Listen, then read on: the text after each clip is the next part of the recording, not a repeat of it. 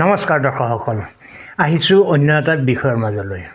CAA অৰ্থাৎ citizenship amendment act, এই actor অধীনত আবেদন কৰাৰ সময়সীমা ভাৰতৰ গৃহ মন্ত্ৰণালয়ে বঢ়াই দিছে। অৰ্থাৎ পূৰ্বে আছিলে 2014 চনলৈকে অহা হিন্দু বঙালীসকলে নাগৰিকত্বৰ বাবে আবেদন জনাব পাৰিব, কিন্তু শেহতীয়াভাৱে ভাৰত চৰকাৰে ইয়াৰ সময়সীমা বৃদ্ধি কৰি 2024 চনৰ 31 ডিচেম্বৰলৈকে বঢ়াই দিছে। এই সম্পৰ্কে ৰাজ্যজুৰি তুমুল প্ৰতিক্ৰিয়া চলি আছে। বিভিন্ন ছাত্ৰ সংগঠন বা ৰাজনৈতিক দলে ইয়াৰ তীব্ৰ বিৰোধিতা কৰিছে। এই সময়খিনিতে মুখ্যমন্ত্ৰী ডক্টৰ হিমন্ত বিশ্ব শৰ্মায়ো নিজৰ বক্তব্য প্ৰকাশ কৰিছে। তদুপৰি আমি প্ৰাক্তন NRC সমন্বয়ক হিতেশ দেৱ শৰ্মাকো সকলোৱে জানো। তেখেতে NRC পুনৰীক্ষণৰ কাৰণে উচ্চতম ন্যায়ালয়ত এখন লেখ আবেদন দাখিল কৰিছিলে আৰু সেই লেখ আবেদনৰ ভিত্তিত উচ্চতম ন্যায়ালয়ে ইতিমধ্যে NRC পুনৰীক্ষণৰ বাবে অনুমোদন জনাইছে। তেওঁ এই চিটিজেনশ্বিপ এমেণ্ডমেণ্ট বিলৰ সময়সীমা বৃদ্ধি কৰাক লৈ বিভিন্ন বক্তব্য সামাজিক মাধ্যমত ৰাখি আহিছে। সেইবিলাকো আমি পুংখানুপুংখ পঢ়িবলৈ যত্ন কৰিম। আহক প্ৰথমতে মুখ্যমন্ত্ৰী ডক্টৰ হিমন্ত বিশ্ব শৰ্মাই আত্মপক্ষ সমৰ্থন কৰি অৰ্থাৎ CAAৰ সপক্ষে মন্তব্য কৰি কি ক'বলৈ গৈছে আমি শুনি লওঁ। অসমত নাগৰিকত্ব সংশোধনত মাত্ৰ 12 গৰাকী আবেদন কৰিছিল আৰু 12 গৰাকীৰ মাত্ৰ 3 গৰাকীয়ে নাগৰিকত্ব পাইছে। আগতো 12 জন আছিল, পিছতো 12 জনেই থাকিব। কাৰণ এই আইনখনৰ পৰা নাগৰিকত্ব ল'বলৈ অসমত কোনেও আবেদন নকৰে। আমি এডভাৰটাইজো দিছোঁ যে কোনোবা যদি আছে আবেদন কৰক, কোনেও নকৰে।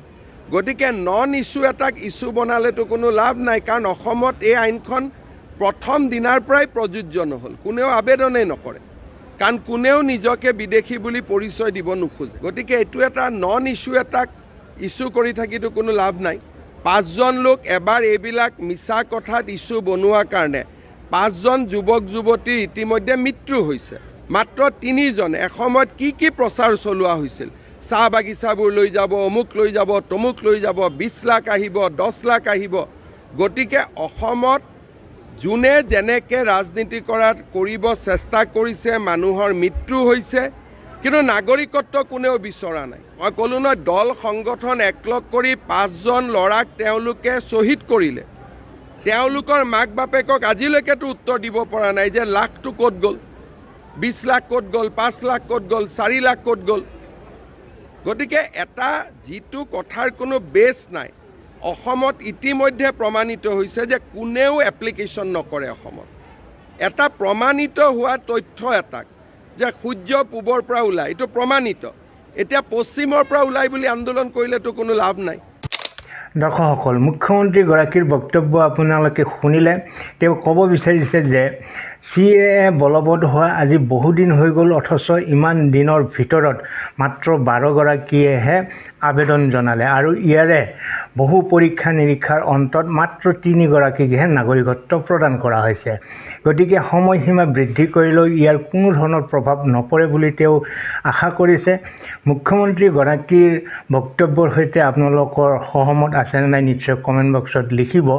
এইবাৰ আহিছোঁ হিতেশ দেৱ শৰ্মাৰ প্ৰসংগলৈ।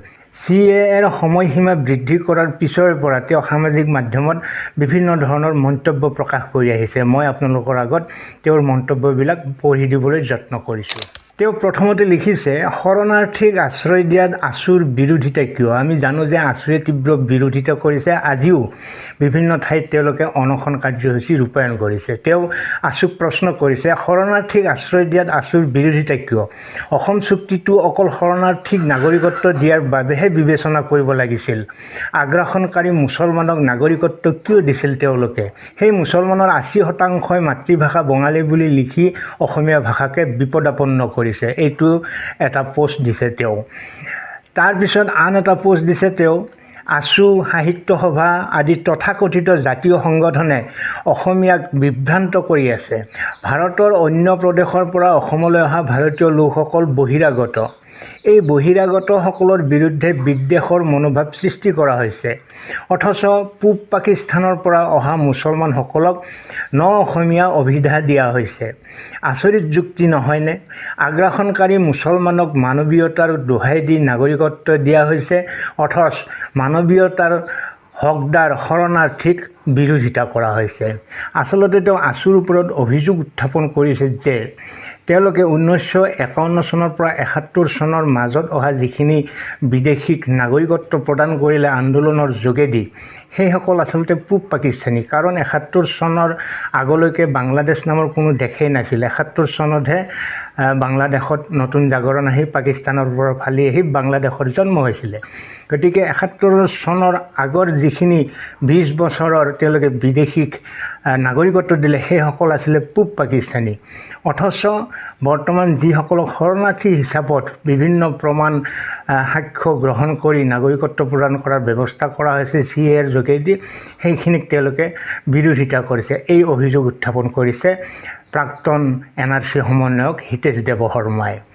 আন এটা পোষ্টত তেওঁ দীঘলীয়াকৈ লিখিছে, ছাৰ ছাদুল্লাই গ্ৰ' মোৰ ফুড আঁচনিৰ অজুহাতত অসমত পূৰ্ববংগীয় মুছলমানক সংস্থাপিত কৰিছিলে। অসমক মুছলমান প্ৰধান ৰাজ্যত পৰিণত কৰাৰ মানসেৰে তেতিয়াৰ কংগ্ৰেছী নেতা গোপীনাথ বৰদলৈ, বিষ্ণুৰাম মেধিয়ে ইয়াৰ বিৰোধিতা কৰিছিল, কাৰণ তেতিয়া কংগ্ৰেছৰ জাতীয়তাবাদী চৰিত্ৰ আছিলে। বিমলা প্ৰসাদ চলিহাৰ শাসনৰ দ্বিতীয় অৰ্ধৰ পৰা কংগ্ৰেছৰ সেই চৰিত্ৰ নাইকিয়া হ'ল। ভোট বেংকৰ বাবে মুছলমানৰ তুষ্টিকৰণ আৰম্ভ হ'ল, যি আজিলৈকে বৰ্তমান। সেয়ে মুছলমান বেদখলকাৰীৰ উচ্ছেদৰ বিৰোধিতা কৰে তেওঁলোকে। অসমত বাংলাদেশী থকাৰ কথা অস্বীকাৰ কৰে। 1985তো আছুৰ লগ হৈ লাখ লাখ পাকিস্তানীক নাগৰিকত্ব সেইবাবেই তেওঁলোকে দিছিলে। কংগ্ৰেছে অসমীয়াৰ হৈ কথা কোৱাৰ অধিকাৰ কেতিয়াবাই হেৰুৱাইছে। এইখিনি হৈছে প্ৰাক্তন NRC সমন্বয়ক হিতেশ দেৱশৰ্মাৰ কথা। তেওঁ আৰু লিখিছে, ভাৰত চৰকাৰে শৰণাৰ্থীকহে আশ্ৰয় দিছে।